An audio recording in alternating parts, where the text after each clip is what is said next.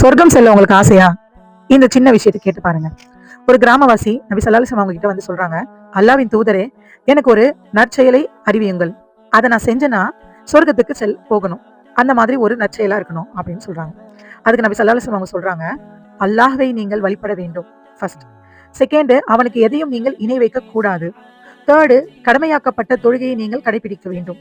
Fourth, கடமையாக்கப்பட்ட சதகாவை நீங்கள் நிறைவேற்ற வேண்டும். ஃபிஃப்த்து, ரமலான் மாதம் நோன்பு நோக்க வேண்டும் என்று கூறினாங்க. அதுக்கு அந்த மனுஷர் சொன்னாராம், என் உயிர் எவன் கையில இருக்கோ அவன் மீது சத்தியமா சொல்றேன், ஒரு நாளும் இதை விட அதிகமாகவும் அல்லது இதிலிருந்து எதையும் குறைவாகவும் நான் செய்ய மாட்டேன் அப்படின்னு சொல்லிட்டு அவர் கிளம்பிட்டார். உடனே நபி ஸல்லல்லாஹு அலைஹி வஸல்லம் அவங்க நபி தோழர்களின் இடத்துல சொல்றாங்க, சொர்க்கவாதிகளில் ஒருவரை பார்க்க நீங்கள் ஆசைப்பட்டால் தோ போகிறாரே அவர்களை பார்த்து கொள்ளட்டும் அப்படின்னு சொல்றாங்க. சோ நபி ஸல்லல்லாஹு அலைஹி வஸல்லம் அவங்க சொன்ன 5 விஷயத்தையும் சரியான முறையில கடைபிடிச்சு நம்மளும் சொர்க்கவாசியா மாறுவோம். அஸ்ஸலாமு அலைக்கும் ரஹ்மத்துல்லாஹி வபரகாத்துஹு.